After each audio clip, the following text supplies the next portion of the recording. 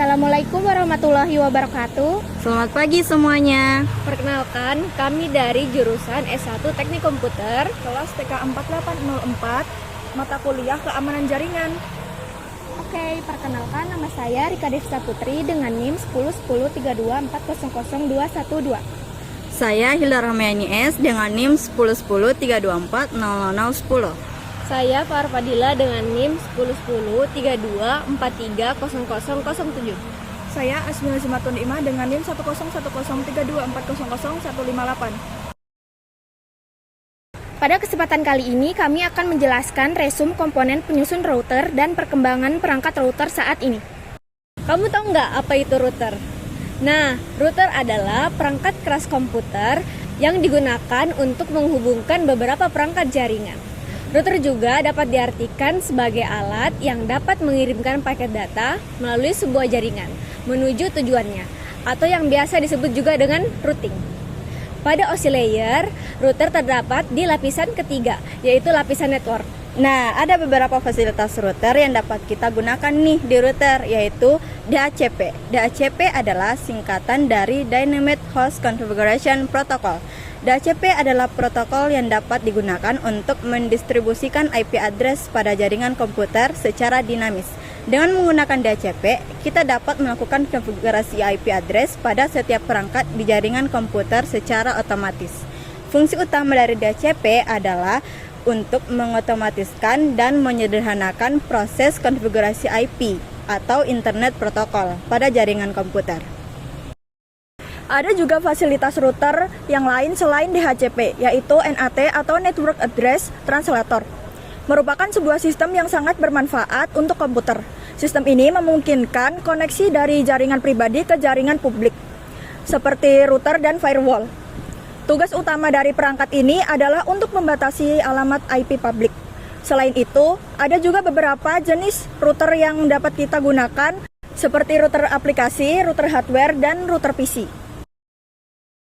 Selanjutnya, kami akan menjelaskan komponen-komponen router seperti CPU, RAM, flash, NVRAM, bus, ROM, interface, dan power supply. Pengertian CPU, Central Processing Unit, adalah sebuah sirkuit elektronik yang sangat kompleks yang bertugas mengeksekusi instruksi yang disimpan sebagai program. Di router, tugas dari CPU adalah untuk menjalankan perintah yang dilakukan oleh komputer, seperti operasi aritmatika, logika, pengendalian, dan input atau output dasar. Jika diibaratkan, CPU sudah seperti otak pada manusia. Jadi, CPU yang mengatur seluruh kerja bagian-bagian lainnya. Adapun fungsi dari CPU diantaranya yaitu menjelaskan instruksi-instruksi yang diberikan kepada komputer, termasuk instruksi yang diberikan oleh sistem operasi, aplikasi, dan input pengguna, mengontrol akses ke memori dan perangkat lain yang terhubung ke komputer, termasuk hard drive, peripheral, dan perangkat jaringan, mengontrol aliran data masuk dan keluar dari komputer, termasuk pengiriman data ke layar, printer, dan peripheral lainnya, menjelaskan perhitungan matematika yang rumit, seperti yang dibutuhkan untuk menjelaskan aplikasi yang memerlukan banyak pengolahan data. Nah, di sini aku akan ngejelasin apa itu RAM atau Random Access Memory. RAM merupakan penyimpanan sementara yang dimanfaatkan oleh komputer untuk menyimpan informasi dan perintah yang sedang dikelola oleh sistem operasi dan program. Tipe memori ini memiliki sifat yang volatil, artinya semua data akan hilang saat perangkat dimatikan. Karakteristik dari RAM yaitu kecepatannya sangat tinggi untuk mendukung pemrosesan data. Dapat diakses secara acak dari posisi manapun di memori. Selanjutnya, kapasitasnya besar dan dinamis, cocok untuk multitasking. Menyimpan data hanya selama perangkat menyala. Nah, apa sih fungsi dari RAM? Yang pertama, menampung data dan program yang sedang dijalankan oleh prosesor. Yang kedua, mempercepat kinerja sistem saat menjalankan aplikasi. Yang ketiga, mendukung multitasking agar beberapa program bisa aktif bersamaan. Dan yang keempat, mempercepat proses booting dan eksekusi perintah. Nah, untuk komponen ketiga yaitu ada ROM, Read Only Memory. ROM adalah memori permanen yang menyimpan instruksi penting seperti firmware atau kode booting yang diperlukan saat komputer pertama kali dinyalakan. Memori ini bersifat non-volatil, sehingga data tidak akan hilang meskipun perangkat dimatikan. ROM mempunyai karakteristik. Yang pertama yaitu data bersifat permanen dan jarang diubah. Yang kedua, tetap menyimpan informasi meskipun tanpa listrik. Ketiga, umumnya hanya dapat dibaca atau read only, meskipun ada jenis tertentu yang bisa diprogram ulang. Yang keempat, digunakan pada tahap awal sistem untuk inisialisasi perangkat. ROM mempunyai beberapa fungsi. Fungsi ROM yang pertama adalah menyimpan firmware atau kode penting untuk proses startup komputer. Yang kedua, memastikan perangkat keras dapat dikenali oleh sistem. Yang ketiga, menjalankan instruksi awal agar komputer dapat menyala dan bekerja secara konsisten. Selanjutnya, komponen keempat dari router adalah power supply. Power supply adalah perangkat yang berfungsi untuk mengalirkan arus listrik ke komponen-komponen komputer dalam bentuk tegangan DC atau arus searah. Letaknya biasanya berada di bagian belakang casing komputer, berbentuk kotak dengan kabel dan konektor yang menjulur keluar. Power supply sangat penting dalam mengubah input tegangan AC atau arus bolak-balik menjadi tegangan DC yang dibutuhkan agar komputer dapat beroperasi. Power supply memiliki komponen kapasitor yang dapat menyimpan energi listrik dalam jumlah besar. Jadi, sangat dianjurkan untuk tidak membuka power supply sembarangan.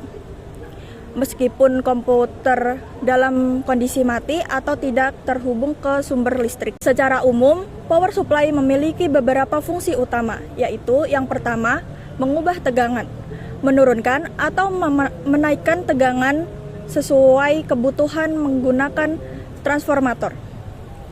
Yang kedua, menyediakan tegangan DC, mengubah tegangan AC menjadi tegangan DC baik dengan arah gelombang setengah maupun gelombang penuh.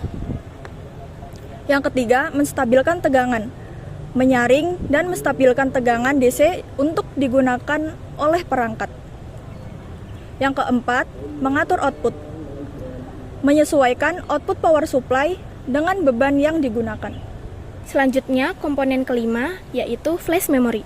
Flash memory adalah perangkat penyimpanan komputer yang dapat menyimpan data untuk waktu yang singkat. Tidak seperti hard drive tradisional, flash memory dapat menyimpan data bahkan setelah sumber energi dimatikan. Kemampuan tersebut membuatnya cocok untuk dipakai pada perangkat portable seperti smartphone dan tablet. Flash memory mempunyai fungsi dan karakteristik sebagai berikut. Yang pertama yaitu menangani iOS image, memberi akses software untuk melakukan update tanpa harus melepas chip pada prosesornya. Data masih ada ketika router dimatikan atau restart. Yang selanjutnya itu dapat menyimpan beberapa versi software iOS. Komponen selanjutnya yaitu Non-Volatile Random Access Memory atau yang biasa disingkat dengan sebutan RAM. RAM biasa digunakan untuk menyimpan startup configuration di beberapa perangkat NVRAM, diimplementasikan menggunakan EEPROM yang terpisah dari perangkat tersebut. NVRAM mempunyai beberapa fungsi dan karakteristik seperti yang pertama, menyediakan storage untuk file startup configuration. Yang kedua, data masih ada walaupun router dimatikan atau direstart. Nah, untuk komponen ketujuh router yaitu ada bus. Kebanyakan router berisi sebuah sistem bus dan CPU bus. Sistem bus digunakan untuk komunikasi di antara CPU dan interface. Sistem bus mengirimkan data dari dan ke interface. CPU bus digunakan oleh CPU untuk mengakses komponen dari media penyimpanan router. Selanjutnya, komponen ke-8 dari router adalah interface. Interface merupakan jalur keluar pada router. Terdapat 3 kategori interface, yaitu Local Area Network atau LAN, Wide Area Network atau WAN, dan Manajemen. Interface LAN umumnya berupa salah satu tipe dari Ethernet atau token ring. Interface WAN meliputi serial, ISDN, dan Integrated Channel Service Unit atau CSU. Manajemen port berisi port console dan AUX, yang merupakan port serial yang digunakan untuk menghubungkan router dengan administrator. Port ini tidak termasuk dalam kategori port jaringan. Port ini menggunakan aplikasi tertentu yang dioperasikan pada komputer yang terhubung melalui port komunikasi pada komputer atau melalui modem. Bayangkan sebuah jaringan komputer di masa lalu, internet masih sederhana, traffic data belum sebesar sekarang. Saat ini lahirlah router generasi pertama. Semua pekerjaan mulai dari memutuskan kemana paket data harus pergi hingga mengirimkannya, dilakukan oleh satu otak pusat, CPU, tapi semakin banyak perangkat yang tersambung, router generasi ini mulai kewalahan. CPU dan bus internal jadi macet, seperti jalanan kota besar yang dipenuhi kendaraan. Untuk mengatasi masalah itu, muncullah router generasi kedua. Kali ini, router mulai berbagi tugas, sebagian pekerjaan diteruskan langsung ke kartu interface. Dengan cara ini, CPU tak lagi menanggung semua beban, dan jalur bus internal bisa lebih lega. Router menjadi lebih cepat dan efisien. Nah, seiring berkembangnya waktu, kebutuhan jaringan makin kompleks, dan lahirlah generasi ketiga. Di sini ada pemisahan yang cukup signifikan seperti control plane yang bertugas untuk mengatur jalur, sedangkan data plane yang berfokus untuk meneruskan paket. Router jauh lebih pintar, bisa bekerja paralel dan kemacetan internet mulai teratasi. Namun dunia digital harus berkembang, data semakin besar, layanan makin rumit. Maka terciptalah router generasi keempat. Apa sih bedanya? Router saat ini tak hanya mengandalkan CPU biasa, tapi juga memakai ASIC, sebuah chip khusus yang bisa memproses paket dengan kecepatan luar biasa.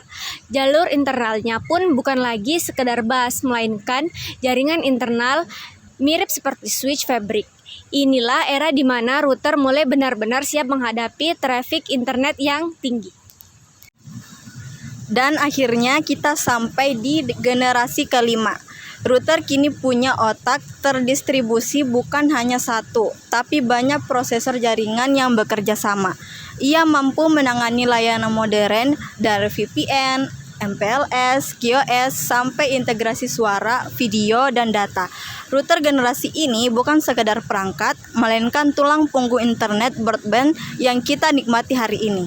Dari sebuah CPU sederhana hingga prosesor jaringan yang canggih, router telah berevolusi menjadi mesin pintar yang menjaga aliran data tetap lancar. Dan siapa yang tahu, di masa depan mungkin router generasi ke-6 akan hadir membawa kita ke era konektivitas yang lebih menakjubkan. Adapun kelebihan dan kekurangan router. Kelebihan router untuk menyambungkan satu jaringan komputer dengan jaringan pada komputer lainnya. Memiliki kemampuan untuk menyaring pemrosesan data dan bisa berbagi sebuah jaringan menjadi beberapa subnet hingga proses yang ditujukan pada IP address tertentu bisa mengalir dari sari sebuah segmen pada segmen lainnya. Umumnya, router ini bisa terkonfigurasi dibandingkan break. Berperan sebagai topologi suatu jaringan dan tidak peka pada masalah yang ada terdapat keterlambatan waktu setiap proses routing atau dalam proses pengiriman data harus menggunakan IP address.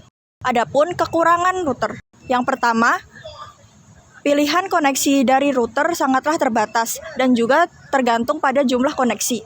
Yang kedua, bisa mematikan semua network maupun jaringan. Yang ketiga, router memiliki peran ganda sehingga hal ini membuat kinerja pada PC router tidak bisa maksimal karena lebih berat. Sekian video dari kami. Terima kasih sudah menonton. Wassalamualaikum warahmatullahi wabarakatuh. Bye-bye.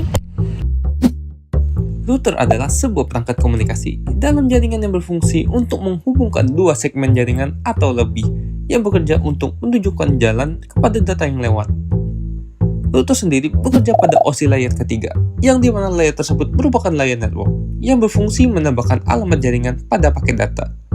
Layer ini sendiri mengatur sistem IP, ICMP, IP security, dan IGMP.